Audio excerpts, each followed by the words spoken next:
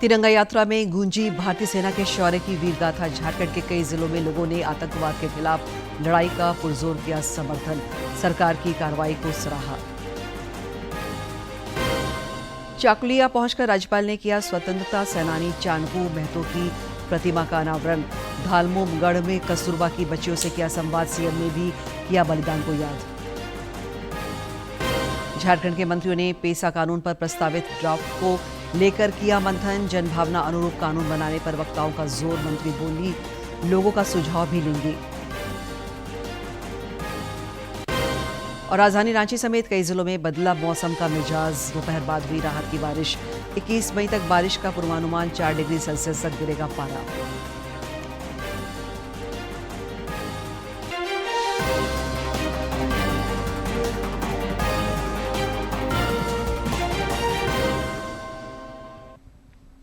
नमस्कार, प्रादेशिक समाचार में आपका स्वागत है। मैं हूं दिव्या और अब समाचार विस्तार से।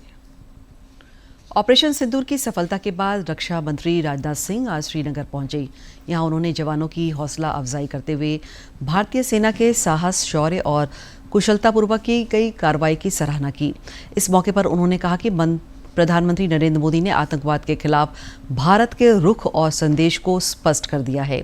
उन्होंने यह भी कहा कि आतंकवाद और वार्ता साथ साथ नहीं चल सकते तथा भविष्य में पाकिस्तान के साथ वार्ता सिर्फ आतंकवाद और पाकिस्तान के कब्जे वाले जम्मू कश्मीर के मुद्दे पर होगी। ऑपरेशन सिंदूर आतंकवाद के खिलाफ भारत द्वारा चलाई गई अब तक के इतिहास की सबसे बड़ी कार्रवाई है।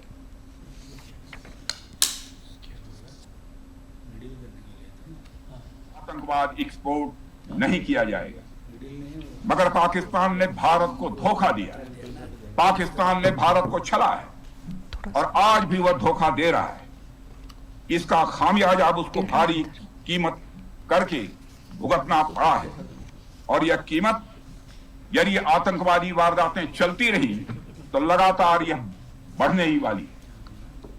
हमारे प्रधानमंत्री श्री नरेंद्र मोदी जी ने दो टूक शब्दों में आतंकवाद के खिलाफ भारत की नीति को रीडिफाइन कर दिया है, इसे परिभाषित कर दिया है, जो यह कहती है कि हिंदुस्तान की सरजमी पर किया गया कोई भी आतंकी हमला एक एक्ट ऑफ वार माना जाएगा।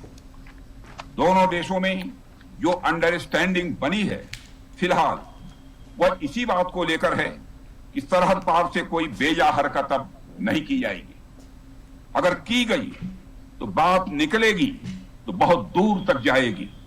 साथ ही हमारे प्रधानमंत्री ने यह भी साफ कर दिया है, आतंक और बातचीत कदापि एक साथ नहीं चलेंगे और अगर बात होगी तो आतंकवाद पर होगी और पाक ऑक्युपाइड कश्मीर पर ही होगी।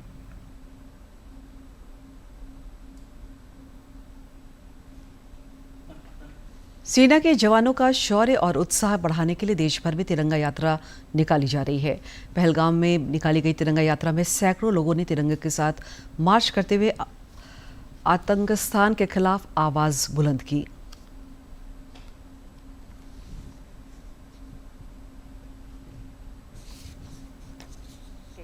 एक मजबूत संदेश है। इस यात्रा में सैकड़ों लोग शामिल हुए जिन्होंने तिरंगे के साथ मार्च करते हुए आतंकिस्तान के खिलाफ आवाज बुलंद की।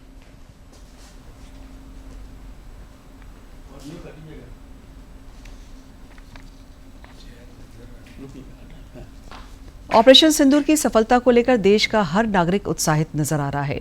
धनबाद में भी स्थानीय जनप्रतिनिधियों और आम नागरिकों ने तिरंगा यात्रा निकालकर सेना के जवानों का आभार जताया और सरकार की कार्रवाई की प्रशंसा की।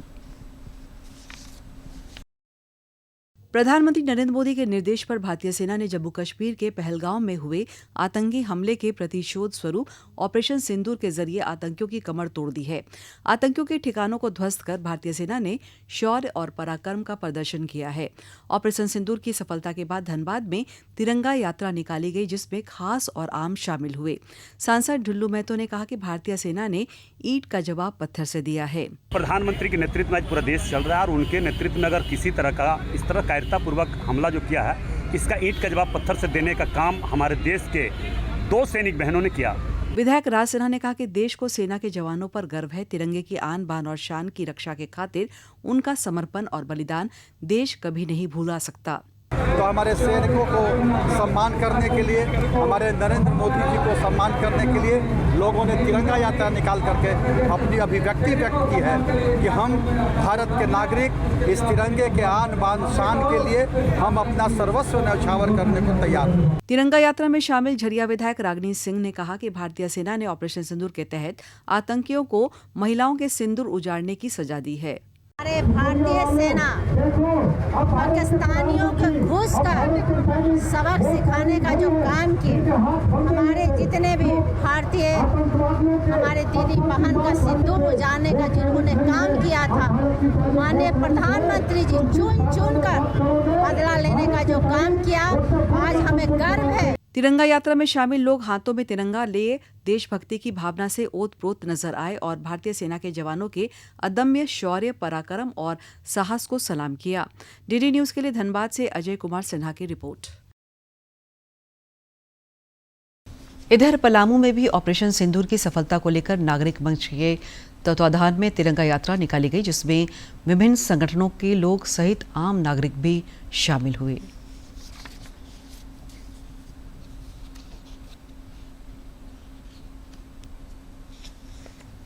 पलामू में ऑपरेशन सिंदूर की सफलता का जश्न मनाने के लिए मेदिनीनगर संस्कृत महाविद्यालय के मैदान साहित्य समाज चौक से डॉक्टर राजेंद्र प्रसाद चौक 6 मुहान तक तिरंगा यात्रा निकली।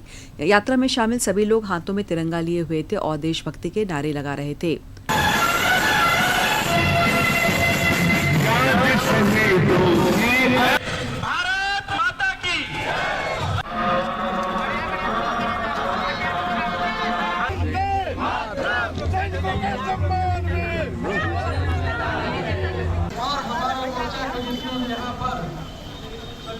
इस मौके पर सांसद विष्णु दयाल राम ने कहा कि भारत ने ऑपरेशन सिंदूर से आतंक के सरपरस्तों को करारा जवाब दिया है।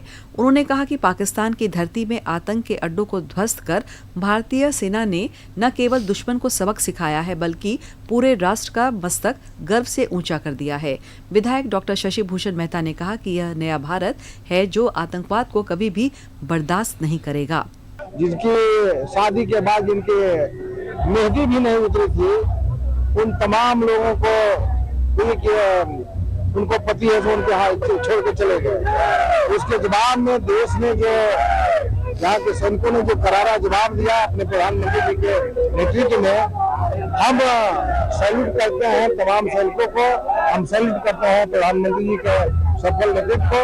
आज देश पूरी तरह से अपने प्रधानमंत्री जी के प्रति काफी गौरवान्वित है कि देश ने ऐसे प्रधानमंत्री को पाया कि ये मात्र 3 दिन के अंदर पाकिस्तान को मटियामेट करने के लिए उनको हौसला पस्त किया और पूरा विश्व इसको बड़ी अच्छी तरह से देख रहा था।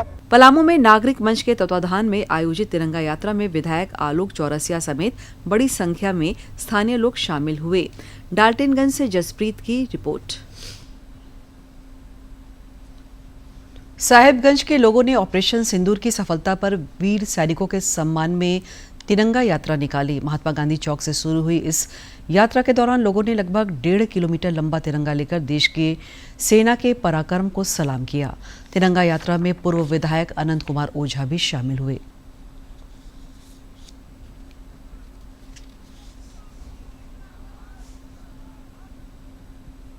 आतंकवादी गतिविधि का काम करने का हिमाकत करेगा तो भारत की सेना को यह छूट देने का काम किया है। हर एक भारतवासी का सीना चौड़ा हुआ है, हर एक देशवासी का सीना चौड़ा हुआ है, हर एक नौजवान का सीना चौड़ा हुआ है।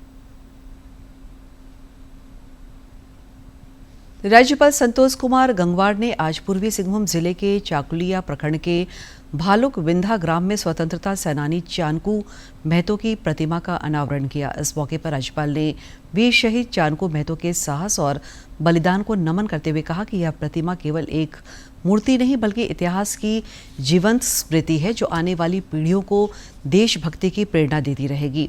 उन्होंने कहा कि चानकू महतो न केवल एक महान स्वतंत्रता सेनानी थे बल्कि अधिकारों की रक्षा हेतु जन चेतना के अग्रदूत भी थे।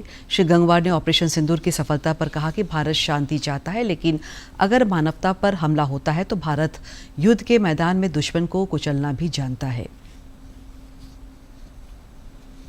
पूर्वी सिंहभूम दौरे के क्रम में राज्यपाल ने धालबूमगढ़ स्थित कस्तूरबा गांधी बालिका आवासीय विद्यालय की छात्राओं से भी मुलाकात की और शैक्षणिक गतिविधियों एवं व्यवस्थाओं की जानकारी प्राप्त की।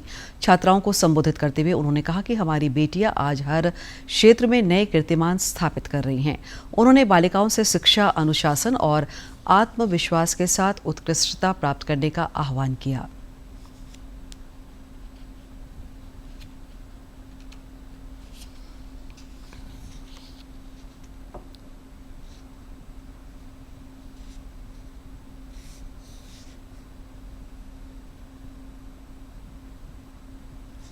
मुख्यमंत्री हेमंत सोरेन ने आज उत्पाद एवं मद्य निषेध विभाग के मंत्री योगेंद्र प्रसाद के रांची स्मार्ट सिटी स्थित आवास पहुंचकर उनसे मुलाकात की और उनके स्वास्थ्य की जानकारी ली। श्री प्रसाद की तबीयत आज सुबह अचानक खराब हो गई थी, जिसके बाद उन्हें अस्पताल में भर्ती कराया गया था। सेहत में सुधार को देखते हुए हालांकि उन्हें अस्पताल से छुट्टी दे दी गई। मुख्यमंत्री ने मुलाकात के क्रम में उनके जल्द स्वस्थ होने की कामना की। प्रधानमंत्री नरेंद्र मोदी ने मत्स्य पालन क्षेत्र की प्रगति और भविष्य की योजनाओं की समीक्षा के लिए आज आयोजित एक बैठक की अध्यक्षता की।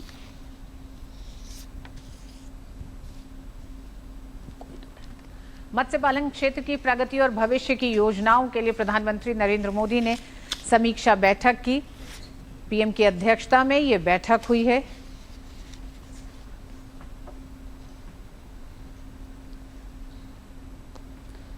प्रधानमंत्री नरेंद्र मोदी ने गहरे समुद्र में मछली पालन क्षेत्र में प्रगति को लेकर एक समीक्षा बैठक की है। प्रधानमंत्री की अध्यक्षता में यह बैठक हुई है।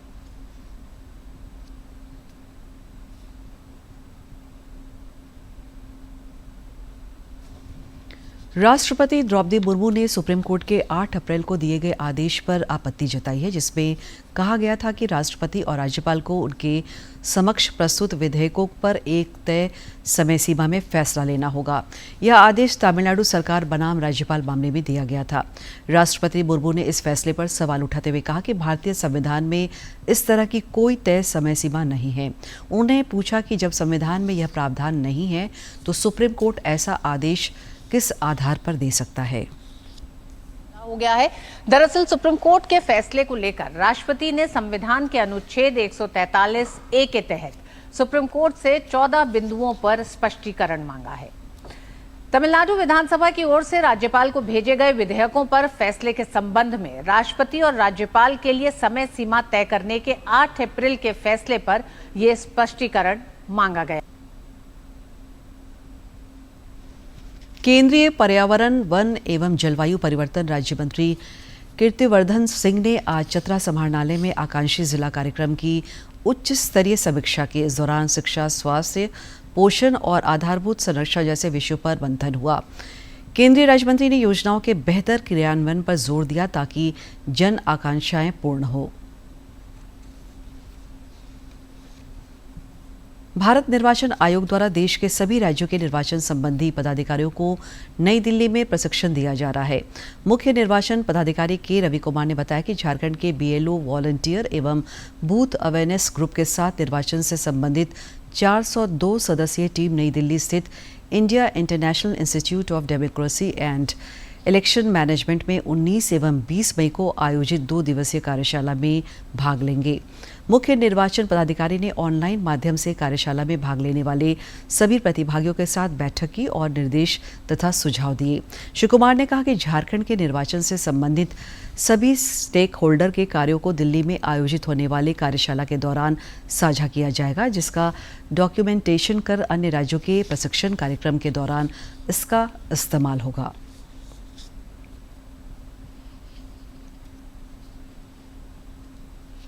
पिछले 2 इलेक्शन में काम की वॉलंटियर्स, बूथ अवेयरनेस ग्रुप का सदस्य लोग वहाँ जाके पार्टिसिपेट करेंगे, करके अपने एक्सपीरियंस का शेयर करेंगे ताकि झारखंड में कैसा उन लोग एक बहुत अच्छा काम किया था उसका शेयर करने के लिए। पिछले बार वो ऑनरेबल चीफ इलेक्शन कमिश्नर का विजिट हुआ था, वहाँ पर फील्ड में इसी सदस्य के साथ में, इसी वॉलंटियर के साथ में मीटिंग हुई थी। वहाँ पर उनका प्रभावित हुआ, उसका प्रभावित का एक रिकॉर्डिंग कराने के लिए, उसका से आगे पूरा देश में कराने के लिए यहाँ से वॉलंटियर्स, बूथ अवेयरनेस ग्रुप का मेंबर्स, BLO लोग, अन्य सदस्य भी दिल्ली पहुंचेंगे, 19-20 को वहाँ पर कार्यक्रम। मुख्यमंत्री हेमंत सोरेन की अध्यक्षता में आज राज्य कैबिनेट की बैठक हुई, जिसमें 17 प्रस्तावों पर मुहर लगी। कैबिनेट ने नई उत्पाद नीति को मंजूरी प्रदान कर दी है। इसके अंतर्गत थोक शराब की बिक्री सरकार करेगी, वहीं खुदरा शराब निजी हाथों में देने का फैसला किया गया है। विभागीय सचिव वंदना डाडेल ने बताया कि एनसीसी कैडेट के भोजन और भत्ते में वृद्धि संबंधी प्रस्ताव पर मंत्रिमंडल ने सहमति जताई है। अब राज्य में 70 साल से ज्यादा उम्र के बुजुर्गों को मुख्यमंत्री आयुष्मान योजना के तहत 5 लाख रुपए तक का इंश्योरेंस का लाभ मिलेगा। वहीं कारखाना संशोधन अधिनियम में भी संशोधन किया गया है। आचार्य, प्रधानाचार्य एवं शिक्षकेतर कर्मियों की नियुक्ति एवं सेवा शर्त नियमावली 2025 की स्वीकृति। प्रस्ताव संख्या 3 स्कूली शिक्षा एवं साक्षरता विभाग से झारखंड राज्य के राष्ट्रीय कैडेट कोर एनसीसी के कैडेट्स के शिविरों के दौरान भोजन भत्ता में वृद्धि का प्रस्ताव। वर्तमान भोजन भत्ता का दर है 150 रुपये प्रतिदिन और इसे बढ़ा करके 220 रुपये प्रतिदिन प्रति कैडेट निर्धारित किया गया। प्रस्ताव संख्या 5 नगर विकास एवं आवास विभाग से मधुपुर शहरी जलापूर्ति योजना हेतु कुल 76 करोड़ 63,95,178 रुपए की पुनरीक्षित तकनीकी स्वीकृति प्राप्त प्राक्कलन पर पुनरीक्षित प्रशासनिक स्वीकृति प्रदान करने के संबंध में। झारखंड में पेसा कानून लागू करने की मांग जोर पकड़ती जा रही है। वहीं इस कानून के ड्राफ्ट को अंतिम रूप देने की ओर राज्य सरकार का ध्यान है। रांची में विशेष कार्यशाला के दौरान ड्राफ्ट पर मंथन हुआ। इस मौके पर राज्य की पंचायती राज मंत्री दीपिका पांडे सिंह, कृषि मंत्री शिल्पी नेहा तिर्की, स्कूली शिक्षा मंत्री रामदास सोरेन, परिवहन मंत्री दीपक बिरुआ भी मौजूद थे।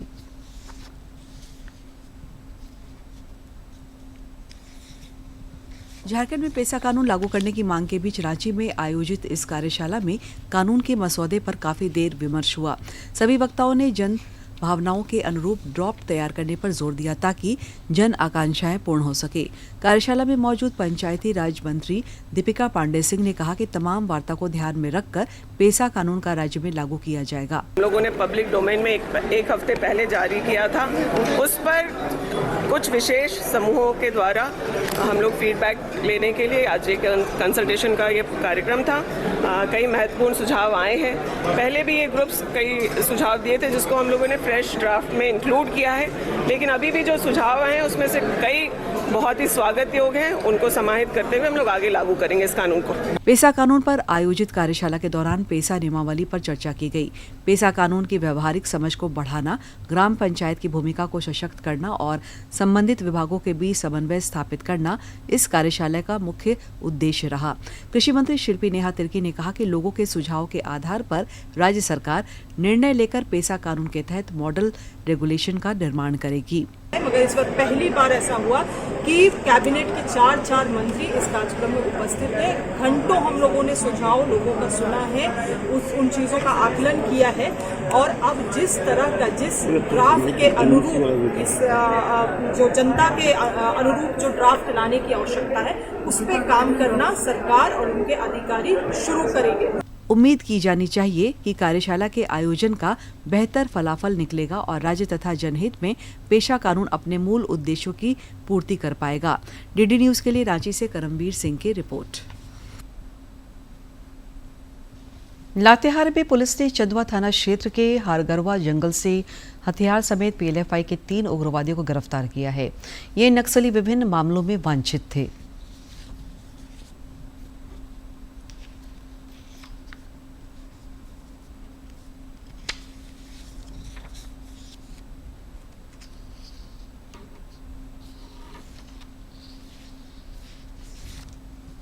यानी 14 मई को लोहरसी के जंगल से इन लोगों को जो है सो गिरफ्तार किया गया है। 3 अपराधी इसमें गिरफ्तार किया गया है पीएलएफआई के 3 उग्रवादी को। इसमें एक संतोष उरांव जिसके पास एक पिस्टल मिला है, 4 जिंदा कारतूस मिला है, एक बालक राम है और तीसरा आशीष उरांव के पास से कट्टा मिला है और 3 जिंदा कारतूस मिला है इसमें। ये लोग लेवी लेने को लेके एकत्रित हुए थे कहीं से और इन लोग लेवी का मांग किया गया था, तो सूचना मिली थी हम लोगों को, तो लेवी लेने के दौरान भी इन लोगों को गिरफ्तार किया गया। रांची नगर निगम और जिला प्रशासन की तरफ से शहर में लगातार अतिक्रमण हटाओ अभियान चलाया जा रहा है। इस कड़ी में मोरहाबादी मैदान के आसपास लगने वाले बाजार और अस्थायी दुकानों को भी हटाया गया है। प्रशासन की कार्रवाई से आक्रोशित स्थानीय दुकानदारों ने आज विरोध प्रदर्शन किया।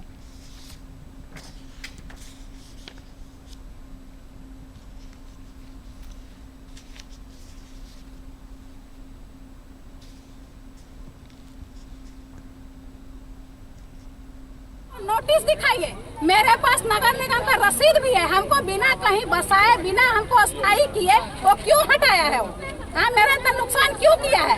हमको अभी तक कुछ जगह नहीं दिया है। सरकारी दुकान पर जिसके पास भी रसीद है उसको दुकान देके आप लोग को अस्थायी किया जाएगा, तो हम लोग को तो अस्थायी किया नहीं है। प्रधानमंत्री उज्ज्वला योजना के 9 वर्ष पूरे हो चुके हैं और इन 9 वर्षों में महिला सशक्तिकरण का नया अध्याय लिखा गया है। गिरिडीह में भी बड़ी संख्या में वंचित परिवारों को योजना के तहत निःशुल्क गैस कनेक्शन मिला है, जिससे उनके जीवन में सुखद बदलाव आया है।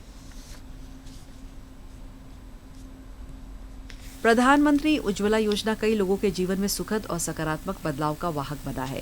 गिरिडीह नगर निगम के भंडारी डी मोहल्ला निवासी दिव्यांग अनीशा खातून पहले कोयला, लकड़ी और गोईठा पर खाना बनाने को विवश थी।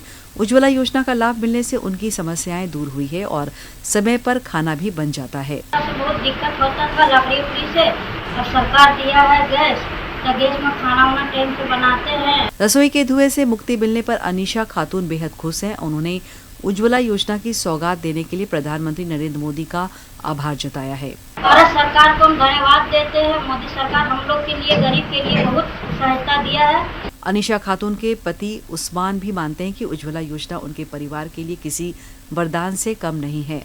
आर्थिक तंगी की वजह से गैस कनेक्शन लेना संभव नहीं था। ऐसे में ईंधन का जुगाड़ करना बड़ी चुनौती रहा करती थी। लकड़ी कोयला में चूल्हा धराते थे, अब सरकार ने हम लोग को गैस दे दिया है, तो हम लोग को बहुत आसान हो गया। हमारे पत्नी को, हमारी पत्नी विकलांग है, तो बहुत आसान हो गया।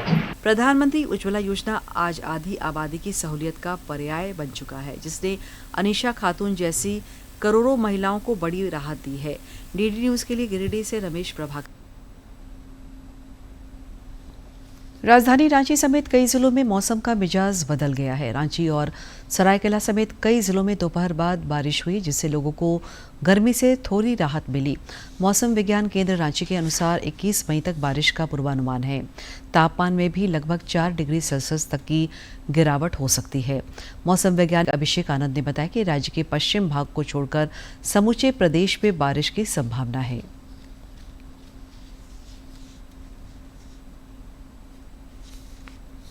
और 16 से लेकर 18 तारीख तक जो बारिश का विस्तार है वो थोड़ा सा देखने को मिलेगा, जिसमें अगर थोड़ा बात करें तो पश्चिमी भाग को अगर छोड़ दें तो अधिकतर हिस्सों में हम लोगों को बारिश देखने को मिलेगी और 17-18 में तो लगभग काफ़ी हिस्सों में हम लोगों को हल्के से मध्यम दर्जे की बारिश देखने को मिलेगी। तो बारिश गर्जन वज्रपात के साथ में होगी और पूरे दिन भर बारिश नहीं होगी। ये जो बारिश का थंडर स्टॉर्म एक्टिविटी से होगी, इसका मुख्य कारण यही है कि जो ट्रफ का पोजीशन है वो झारखंड के लिए सकारात्मक रहेगा। जो मॉइस्चर का फ्लो है वो बंगाल की खाड़ी से आएगा, तो इसके कारण से थंडर क्लाउड, सीबी क्लाउड बनेंगे और आपको थंडर लाइटनिंग के साथ में बारिश देखने को मिलेगा। तेज हवा के झोंके भी आपको बीच बीच में देखने को मिल सकते हैं। इस कारण से आप देखिएगा कि 16 तारीख से जो टेम्परेचर है उसमें थोड़ा सा गिरावट देखने को मिलेगी और जो गर्मी है, उमस है, उससे राहत देखने को मिलेगी। तो आने वाले मौसम को देखते हुए जैसे गर्जन वज्रपात की भी। और अब कुछ खबर राज्य के विभिन्न जिलों से फटाफट अंदाज में।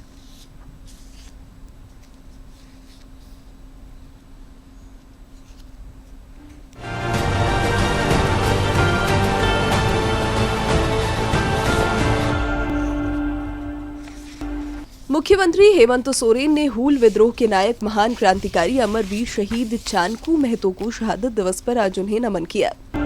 कांग्रेस के प्रदेश प्रभारी के राजू और प्रदेश अध्यक्ष केशव महतो कमलेश समेत अन्य नेताओं ने आज रांची में स्वर्गीय प्रोफेसर कर्मा उरांव को पुण्यतिथि पर श्रद्धांजलि अर्पित कर उन्हें याद किया। राजमहल सांसद विजय हांसदा ने ग्रामीण विकास मंत्री दीपिका पांडे से उनके आवासीय कार्यालय में मुलाकात की। इस दौरान दोनों के बीच विभिन्न जनहित के मुद्दों और राजमहल संसदीय क्षेत्र के विकास को लेकर सार्थक चर्चा हुई। डाल्टनगंज राजकीय +2 उच्च विद्यालय में पुलिस द्वारा जागरूकता कार्यक्रम आयोजित किया गया। इस दौरान विद्यार्थियों को police helpline number 112, cyber crime समेत सामाजिक कुरीतियां तथा यातायात नियमों की जानकारी दी गई। धनबाद उपायुक्त ने टुंडी के राजग्राम टाण स्थित कस्तूरबा गांधी बालिका विद्यालय का औचक निरीक्षण किया। इस दौरान उन्होंने विद्यालय में मूलभूत सुविधाओं और छात्रावास की जानकारी ली। उपायुक्त ने पूरे परिसर को सीसीटीवी की निगरानी में रखने की हिदायत दी। देवघर में चौकीदार नियुक्ति पत्र वितरण समारोह को लेकर रेड क्रॉस द्वारा आयोजित ब्लड डोनेशन कैंप में खास और आम सबों ने स्वेच्छा से रक्तदान कर नजीर पेश की। मौके पर मौजूद मंत्री हफीजुल हसन ने लोगों को रक्तदान के लिए प्रेरित किया। गिरिडीह उपायुक्त ने समाहरणालय सभागार में बैठक के दौरान जल जीवन मिशन समेत विभिन्न योजनाओं की समीक्षा की और जरूरी निर्देश तथा सुझाव दिए। धनबाद उपायुक्त और अन्य अतिथियों ने धनसार रोड स्थित सेंट्रल बैंक ऑफ इंडिया के क्षेत्रीय कार्यालय का उद्घाटन किया। इस अवसर पर उन्होंने सबों को शुभकामनाएं देते हुए नियमों का पालन करते हुए लोगों की सेवा करने का अनुरोध किया। विधायक सविता महतो ने ईचागढ़ प्रखंड कार्यालय परिसर में मुख्यमंत्री पशुधन विकास योजना अंतर्गत 58 लाभुकों के बीच बतख चूजे का वितरण किया। अंत में मुख्य समाचार एक बार फिर।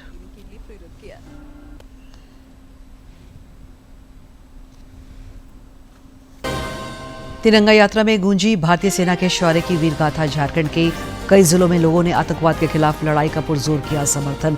सरकार की कार्रवाई को सराहा।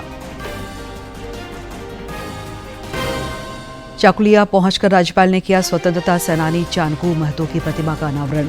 धारमोमगढ़ में कस्तूरबा की बच्चियों से किया संवाद। सीएम ने भी किया बलिदान को याद। झारखंड के मंत्रियों ने पेसा कानून पर प्रस्तावित ड्राफ्ट को लेकर किया मंथन। जनभावना अनुरूप कानून बनाने पर वक्ताओं का जोर। मंत्री बोली लोगों का सुझाव भी लेंगे। और राजधानी रांची समेत कई जिलों में बदला मौसम का मिजाज। दोपहर बाद हुई राहत की बारिश। 21 मई तक बारिश का पूर्वानुमान। 4 डिग्री सेल्सियस तक गिरेगा पारा।